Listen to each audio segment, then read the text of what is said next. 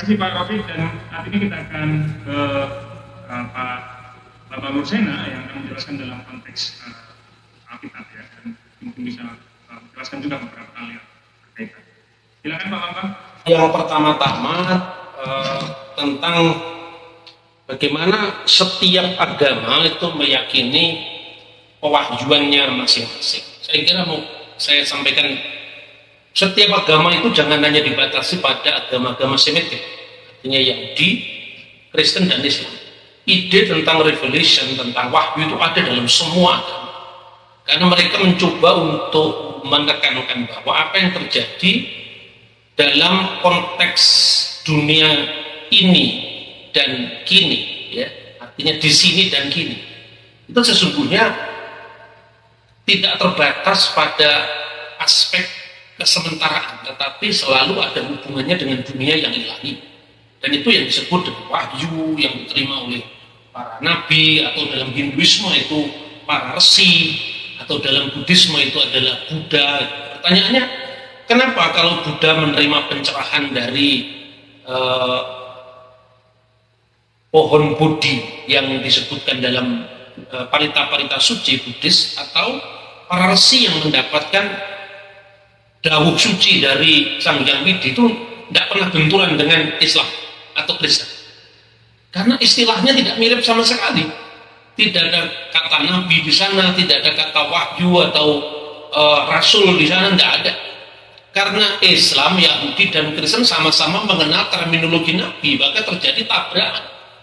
Artinya justru karena kemiripan tadi, makanya itu ada tabrakan yang kemudian ditarik kerana polemik untuk menyatakan mana yang paling benar gitu. Tapi dengan Hindu kan tidak ada masalah. Ini mirip ketika orang ada yang keberatan mengucapkan selamat Natal, katanya itu sudah mengintervensi pada keyakinan Islam tertentu. Tapi selamat Waisak tetap diucapkan, meskipun sebetulnya orang Muslim juga tidak bisa menerima konsep-konsep Buddhis tentang Siddhartha Gautama, konsep-konsep Hindu tentang Veda dan sebagainya. Itu yang pertama. Kemudian setiap agama itu mesti memiliki warisan sejarah masing-masing yang tidak bisa dipukul rata untuk dijadikan pertandingan seperti tadi dikatakan Pak Rafiq tadi.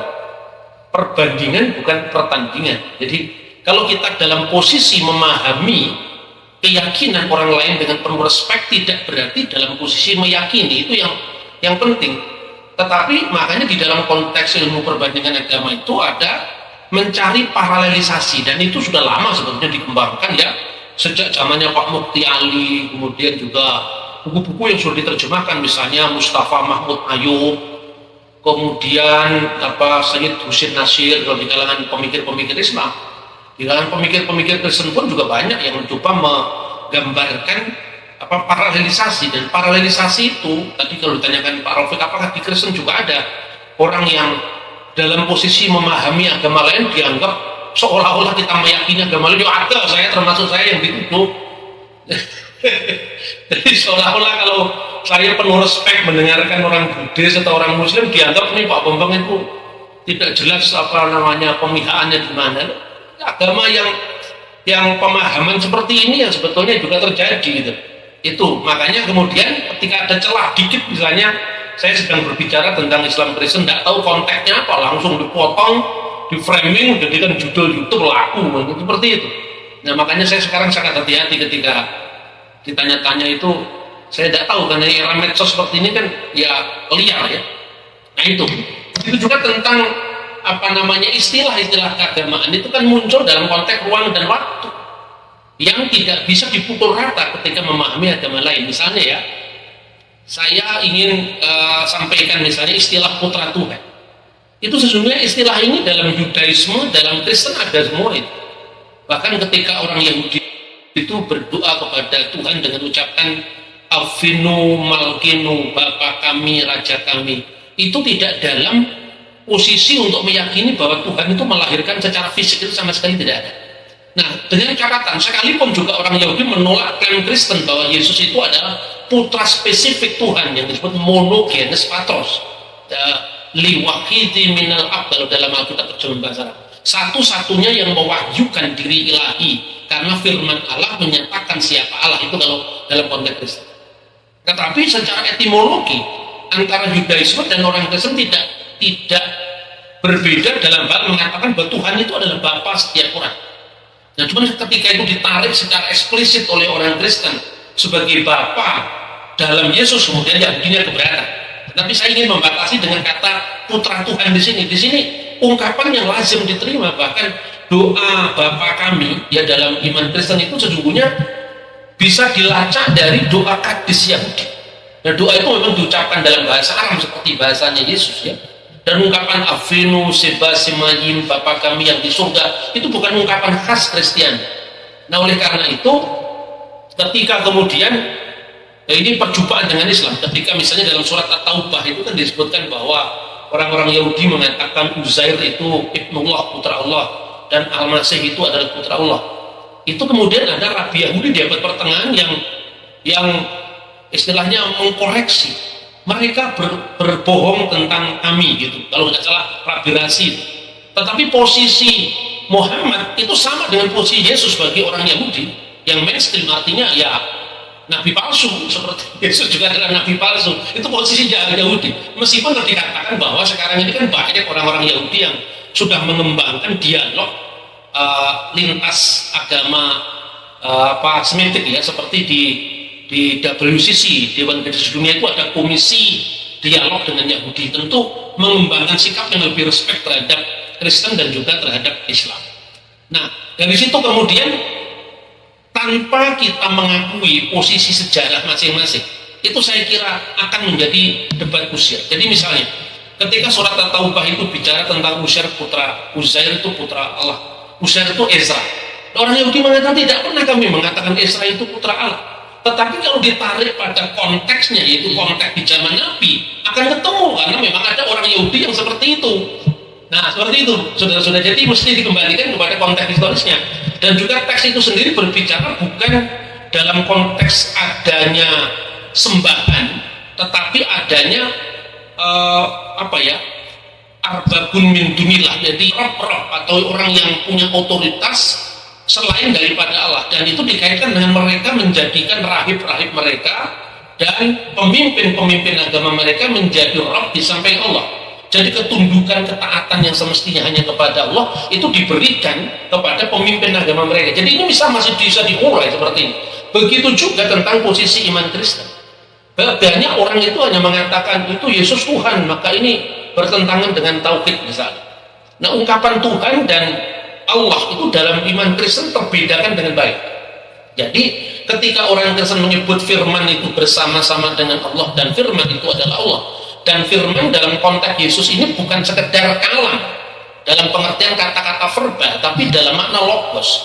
Logos itu termasuk ilmu Allah, termasuk sabda Allah, termasuk kehendak Allah, itu termasuk yang namanya logos. Dari kata logos itu menjadi kata logikos, dan kata logos itu paralel dengan bahasa Aramaik memra. Nah, memra itu artinya juga sabda yang berotoritas, bukan sekedar kata-kata, tetapi sabda yang berkuasa, yang berotoritas, yang itu berdiam kekal dalam wujud Tuhan yang satu. Nah, itulah yang kemudian muncul dalam konteks yang disebut Trinitas. Banyak orang mengatakan Trinitas itu tidak ada dalam Alkitab. Ya sama lah, yang disebut ilmu kalam juga tidak ada dalam Al-Quran, dan itu istilah yang merupakan refleksi dari para teolog tentang iman yang ada di dalam kitab suci. Begitu juga tentang Trinitas. Nah, kemudian sekarang ini, dalam konteks sekarang ini, saya tidak bicara katakanlah para teolog yang banyak sudah mengenyam pendidikan barat ya, seperti Pak Rafiq misalnya, atau Mas Mulim Siri ya, banyak kan sudah berkembang diskusi-diskusi yang saling mengayakan sebetulnya. Tetapi dalam hal ini saya melihat posisi klasik pun itu sudah digumuli. Misalnya ya, saya kutip salah satu tafsir dalam Islam itu adalah tafsir Al-Qasimi. Tafsir Al-Qasimi itu menjelaskan bahwa sebetulnya ungkapan wala taqulu thalatha, jangan kamu menyebut Allah itu tiga, itu berkaitan dengan satu sekte Kristen di Mekah dan sekitarnya yang namanya sekte Maryamium. Nah, ini di dalam kajian-kajian tentang heresiologi Kristen itu sebetulnya sudah dibahas abad keempat, yang namanya seorang penulis gereja, bapak gereja namanya Epifanius dari Salamis, itu mengatakan bahwa sekte ini yang disebut Koliridianisme. Dari kata kolirida artinya roti, roti persembahan yang diberikan kepada Maryam, lalu patungnya itu diarak di sekeliling mesbah, dan itu terjadi tidak hanya di Mekah, tapi terjadi di beberapa tempat. Kemudian oleh Epifanius dikatakan ini sebuah heresi yang bodoh. Jadi tidak ada pengagungan terhadap sosok manusia Maryam itu yang disejajarkan dengan Tuhan. Maka kemudian Al-Qasimi juga sama menjelaskan laqad kafara alladziina qalu innallaha salisu salasa itu merujuk kepada sebuah bentuk triteisme yang terdiri dari Allah, Isa, dan Maryam. Lalu beliau, ini tolong dicek sendiri lah, beliau menghubungkan dengan surat Al-Maidah ayat 116, di mana Isa itu ditanya, itu tentu dalam sebuah pemahaman teologis ya, apakah engkau berkata pada sesamamu manusia, jadikanlah saya dan ibu saya menjadi dua Tuhan, dua ilah, dua sembahan di samping Allah. Lalu Isa menjawab, subhanaka maha suci engkau, dan seterusnya. Jadi anta qulta linnasi takhiduni wa ummiya ilahaini min dunillah. Itu menurut Al-Qasimi berkaitan dengan sekte Maryamin tadi. Jadi saya setuju ada keragaman komunitas-komunitas Kristen yang ada di Timur Tengah waktu itu, dan itu tidak termasuk gereja mainstream. Jadi kalau mau dilacak, sebetulnya di Mekah tidak ada keuskupan manapun. Kalau di gereja kuno kan jelas. Misalnya Habasah, itu Ethiopia, di mana delegasi Nabi Muhammad itu mendapatkan suaka politik, itu jelas termasuk dalam naungan gereja ortodok Ethiopia. Nah, Alexandria, Mesir itu dalam naungan gereja ortodok Alexandria, Koptik. Kemudian kalau ketika Sayyidina Umar menaklukkan Syria, ya, itu naungan gereja Syria ortodok Antioquia. Ketika Umar bertemu dengan Patriark Sophronius di Yerusalem, itu berada dalam naungan gereja Yerusalem. Jadi gereja kuno itu punya pusat-pusat jurisdiksi, yaitu Yerusalem, Roma, Antioquia, Alexandria, ya, dan kemudian Konstantinopel. Itu kan pusat-pusat pemerintahan gereja. Tidak ada satupun dari gereja-gereja mainstream itu yang memiliki keuskupan di wilayah Mekah dan sekitarnya. Kalaupun ada, itu mungkin adalah dari kelompok Assyria Timur, dan itu pun tidak ada di Mekah. Ini bisa kita lihat dari itu. Nah, saya setuju dengan Profesor Olaf Suman. Kemudian ketika kritik Quran itu mengkritisi semacam bentuk kekristenan populer yang ada di Mekah, itu sesungguhnya sesuatu yang sifatnya dinamis, tidak mengarah kepada satu kelompok tertentu. Tetapi mungkin juga adalah ketika bicara tentang Maryamin, tetapi di sana sini juga ada kritik dari kelakuan orang Kristen yang juga tidak bisa membedakan kultus dengan penyembahan mereka terhadap Tuhan sendiri dan seterusnya. Dan apabila itu dipahami dengan dinamis, saya kira bisa tercipta kesalahpahaman. Kemudian khusus tentang putra Allah, gereja sebetulnya sudah clear bahwa istilah putra Allah itu tidak berarti fisik, ya, tidak berarti biologis. Itu bukan sekedar pendapat teolog atau bukan sekedar pendapat pemikir Kristen. Itu putusan konsili ekumenis, ecumenical council, atau Majma' al-Maskuniyah, istilah orang-orang Kristen di Timur Tengah itu. Jadi ecumenical council. Jadi misalnya pada pengakuan iman, qanun al-iman, itu dikatakan bahwa Kristus sebagai kalimatullah itu disebut sebagai al-mauludu minal abi qabla kulli dukur. Jadi yang lahir dari sang bapa sebelum segala zaman. Berarti konteks putra Allah ini bukan konteks fisik, karena lahir dari bapa. Mana ada orang lahir dari bapa? Kalau lahir fisik kan lahir dari mama, nggak ada lahir dari bapa. Berarti bapa di sini menunjuk kepada wujud Allah. Jadi firman Allah yang keluar dari wujud Allah, karena aktivitasnya itu adalah mewajukan diri ilahi, maka disebut putra. Jadi putra di sini hubungannya bukan hubungan fisik. Dan ketika orang-orang Yahudi modern pun mengkritik ini, karena kritikan Yahudi bukan pada istilah putra Allah, tapi pada konteks makna putra Allah secara spesifik bagi Yesus, itu yang mereka kritik.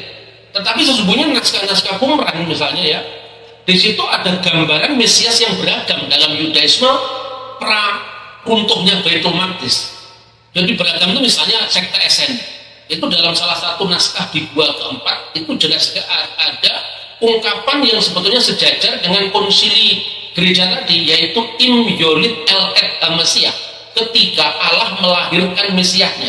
Artinya ketika Allah itu menyatakan diri melalui sang Mesiasnya dalam kodrat keilahian. Kemudian juga tafsiran dari kitab Nabi Daniel pasal 7 dalam penemuan gua keempat, itu naskahnya yang dikenal Bereh di El, putra ilahi.